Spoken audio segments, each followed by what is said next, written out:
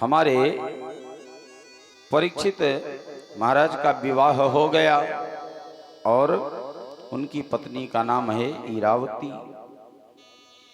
और समय अनुसार उनके 4 पुत्र हुए। परीक्षित के 4 पुत्रों में जो बड़ा पुत्र है उसका नाम जन्मेजय है। शास्त्र ऐसा कहते हैं कि बच्चे का 5 वर्ष तक लालन पालन करो, 10 वर्ष तक बच्चे को बिल्कुल मतलब जब तक बालक 5 वर्ष का रहे तब तक उसको मारना पीटना नहीं चाहिए, भगवान का स्वरूप माना गया है। लेकिन 5 वर्ष के बाद फिर उस पर आपको ध्यान देने की आवश्यकता है। हाँ, फिर आप उसको देखते रहिए। और जब बालक 16 वर्ष का हो जाए, कंधे के बराबर का, तो पुत्र को पुत्र मत मानो, फिर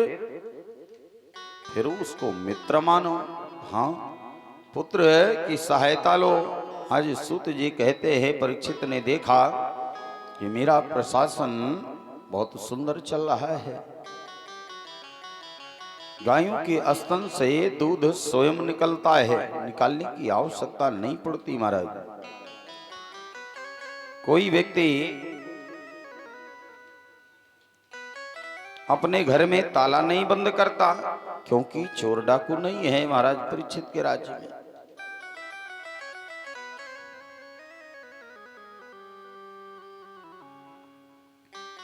ऐसा सुंदर उनका प्रशासन है।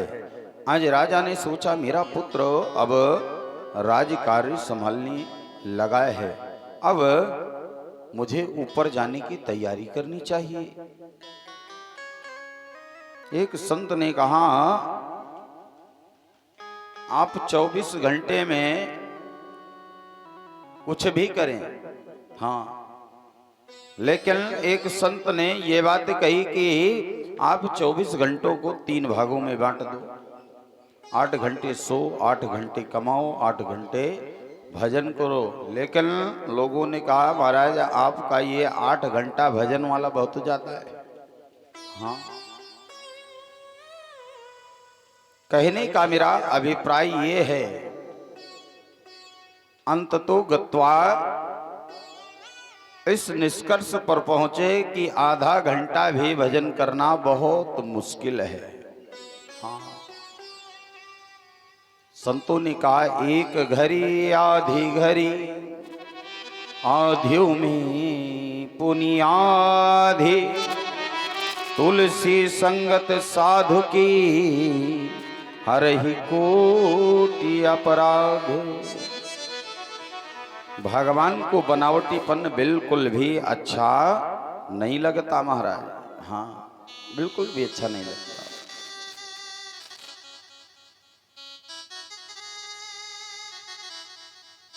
संतों ने कहा कि आप 1 मिनट पूजन करें, लेकिन 1 मिनट में आपका भाव शुद्ध होना चाहिए। हाँ, अगरबत्ती आप लगा रहे हैं, मन कहीं अलग रखा हुआ है, ध्यान कहीं अलग है और पूजा कर रहे हो भगवान के सामने, उस पूजन से क्या फायदा है? कोई फायदा नहीं है। हाँ, लोग मंदिर में जाते हैं, अगरबत्तियां लगाते हैं, धूप बत्तियां लगाते हैं, लेकिन मन दुकान में लगा हुआ है कि कस्टमर आया होगा, जल्दी चले नहीं लौट जाएगा। सोचो, उस पूजन से कोई फायदा नहीं है। जितना समय आपके पास हो उतना दो, लेकिन जितना भी दो सच्चे हृदय से, सच्चे भाव से दो। बोलिए भक्त और भगवान की जय हो।